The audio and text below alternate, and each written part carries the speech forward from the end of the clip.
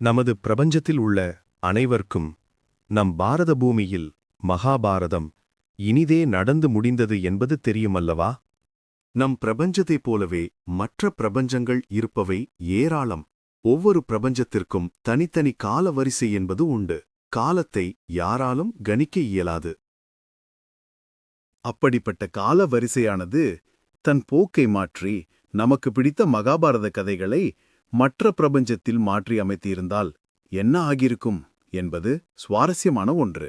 உங்களோடு சேர்ந்து நானும் ஆவலோடு இருக்கிறேன். இந்த கதைகளை தெரிந்து கொள்ள ஆரன் ஆர்கைவ் பக்கத்தை சப்ஸ்கிரைப் செய்துவிட்டு என்னோடு பயணியுங்கள்.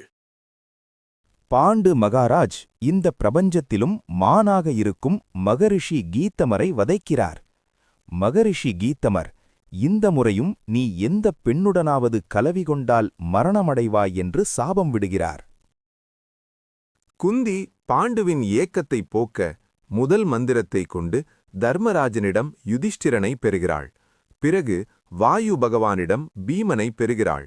மூன்றாவதாக இந்திர பகவானை அழைத்து சிறந்த வில்லாளனான அர்ஜுனனை பெறுகிறாள். பிறகு மாத்ரியிடம் மந்திரத்தை போதித்து நகுலன் சகாதேவனை அஸ்வினி குமாரர்களிடம் பெறுகிறார்கள். இவை அனைத்தும் அப்படியே நடக்கிறது. ஆனால் காலம் இந்த முறை பாண்டுவின் மனதில் வேறு எண்ணத்தை விதைத்தது. பாண்டு குந்தியிடம், இந்த முறை நீ பிரம்மதேவனை அழைத்து ஒழுக்கம் அழகு கலைகளில் தேர்ச்சி பெறும் ஒரு பெண் குழந்தையை பெற்றுக்கொடு என்பதே அது.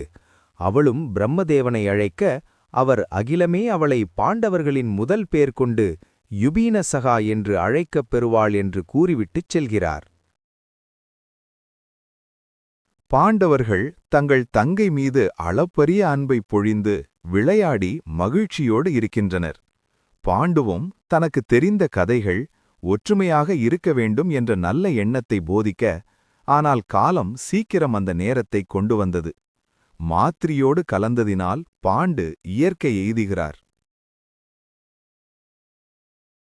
பாண்டுவிற்கும் மாத்திரிக்கும் ஈம சடங்கை முடித்ததும் பாண்டவர்களும் யுபினசாகாவும் விதுரரோடு ஹஸ்தினாபுரம் நோக்கி செல்கின்றனர். இந்த பிரபஞ்சத்திலும் கௌரவர்கள் பாண்டவர்களோடு விரோதத்தையே பாராட்டுகின்றனர்.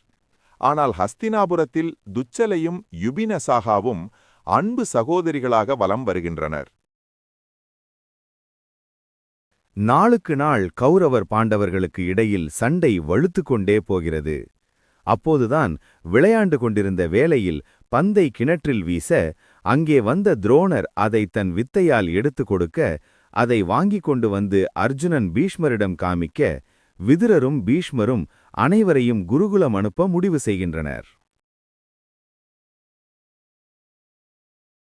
அனைவருக்கும் முதல் பாகம் பிடித்திருக்கும் என்று நம்புகிறேன்.